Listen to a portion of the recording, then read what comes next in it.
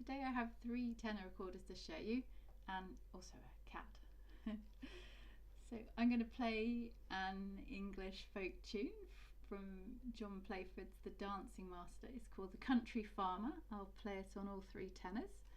This is Mollenhauer Dream Edition tenor in Plum, and we'll see what that sounds like. I'm afraid I haven't warmed any of them up. We'll see what they sound like straight from the recorder stand.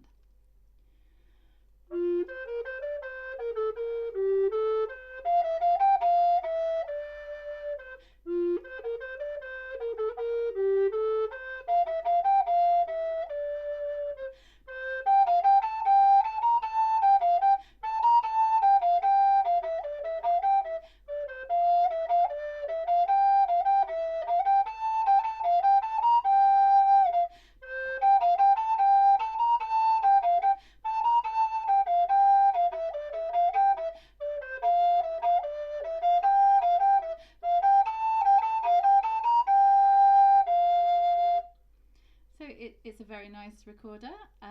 It's quite nicely intonated. This model is different from the Pear model because it's not just factory finished, it is also hand finished as well, hence the price difference. So next I have the one of the least expensive wooden tenors you can buy, the Mollenhauer Waldorf edition, which is in Pear wood. Pear wood is a less expensive wood anyway. It's much easier to machine and it's a softer wood. Perhaps that means it's faster growing, I'm not sure, and it's a bit heavier weight wise than the Dream recorder. It's not got keys at the bottom. It's got this funny shape. It does stand up on the recorder stand, believe it or not, but it is different. It's an unusual design and it's a different kind of sound.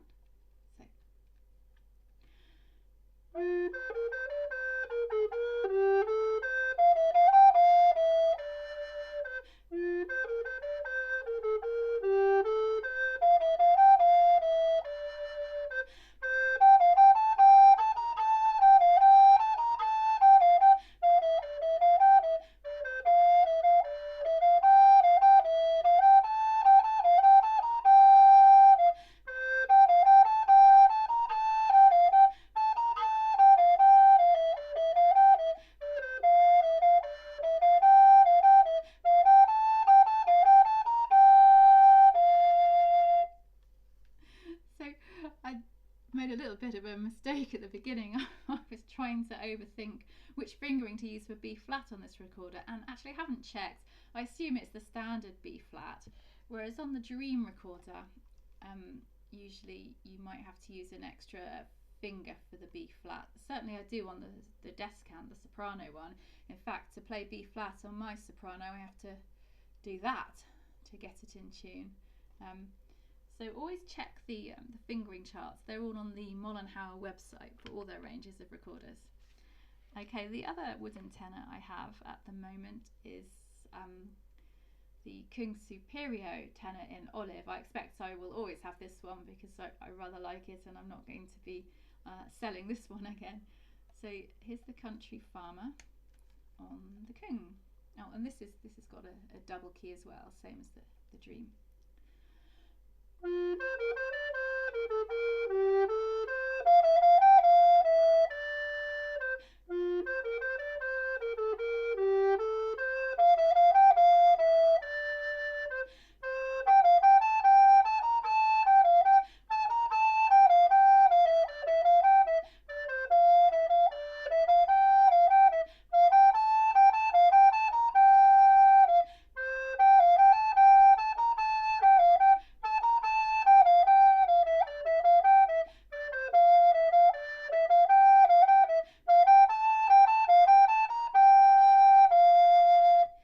So you can hear a different kind of sound because this is very definitely a Baroque recorder, and it's yeah, very well intonated and reliable.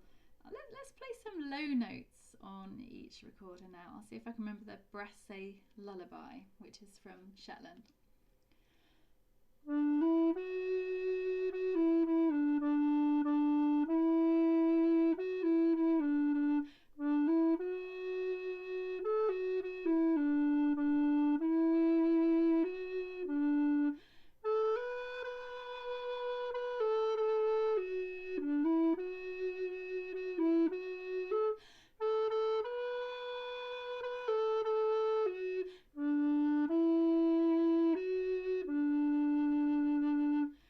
the first tune I ever played on this recorder, which I bought about 14 years ago now. Right, on the Mollenhauer Waldorf edition.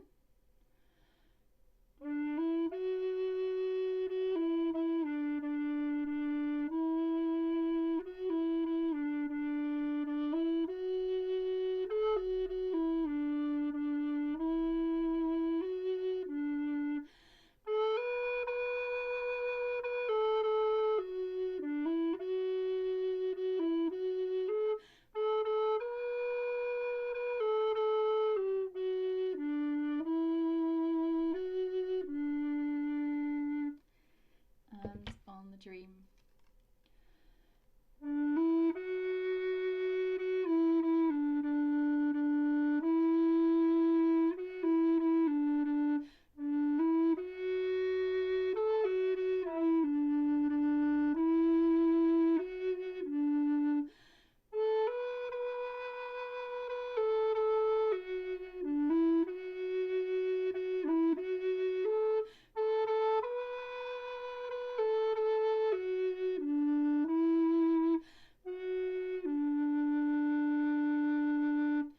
Let's try them all out on the high notes as well. I think I'll just play a little bit of a scale up there.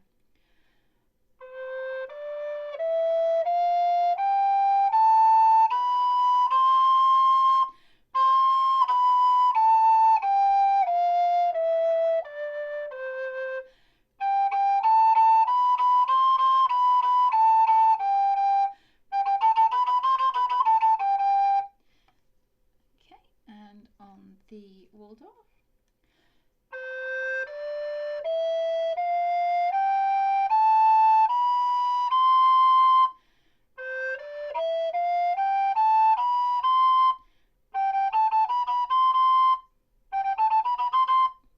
And on the Superio.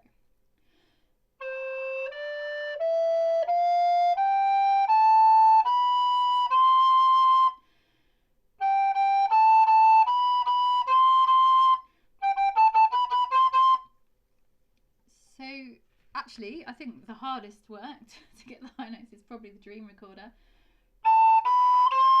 It's not too bad though. It's not surprising though, given the enormous bore that it's got. Which one's got the widest bore out of each? Oh, actually, the Kung and the Waldorf look about the same, and the Dream recorder's got a much wider bore. You can see in the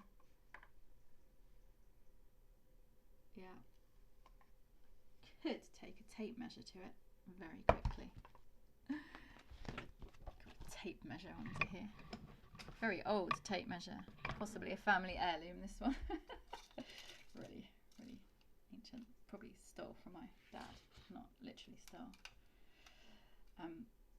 So the Kung is about 16 millimeters across there.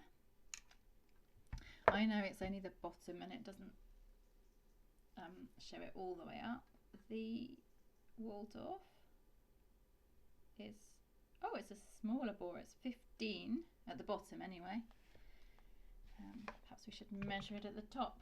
And then here, the Dream is 23 millimeters. Okay, and then the Windways. Let's have a look at this end. Oh, they're all different shapes. Right, I'm going to take the head joints off and hold them all up to the camera. It also means we can measure the bore at the other end too. So let's do that. That'll be fun.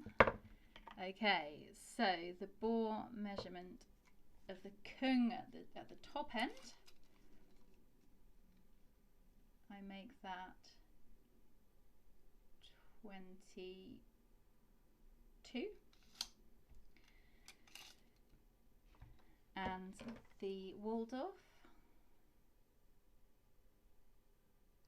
at this end, I make that 24 millimeters. and the Dream. Make that 24 millimeters as well. So that's really interesting. At that end they're all more similar. Alright, I shall hold them up to the camera if I can, so you can see the different wind ways. So that's the order that they're in. We got the Kung, the Dream in the middle, and this one's the Waldorf edition. So it's very hard to hold them up so that you can all see. So anyway, I think we'll do them two at a time. The Kung's got the larger windway. This one I'm waving is the Kung.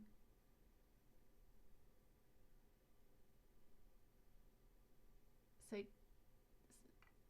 side to side and top to bottom, that's a larger windway on the Kung. And if we compare the Kung to the Dream, you can see the Dream's got a much more top to bottom. It's much a thinner windway. It's quite different.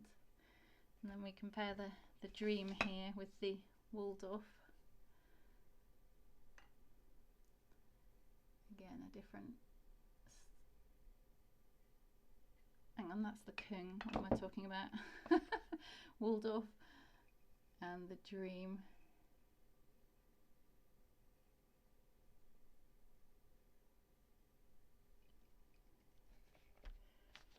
Yeah.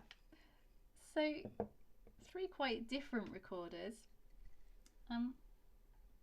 I think, you know, that there's quite a price difference between this Waldorf recorder and the Dream recorder and the Kung, and I think, you know, that does show. I think for the price it's a really good recorder and it's quite pleasing, but I think where it wins, where the Waldorf wins, is up the top, because the top notes are really easy.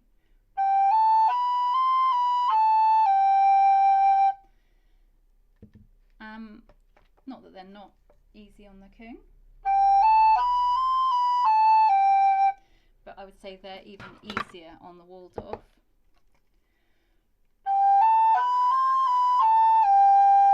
And a little bit more effort on the Dream, because it's a wide board recorder. But where the Waldorf is a bit less pleasing is compared to the others here is down the bottom, although it is quite nice as well. It's quite rounded.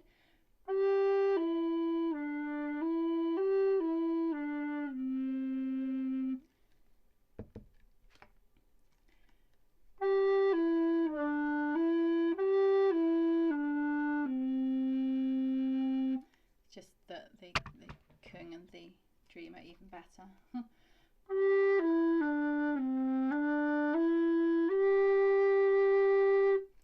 But if you weren't comparing it to these two recorders, you'd probably be quite pleased with the lower notes, as I was when I initially played it.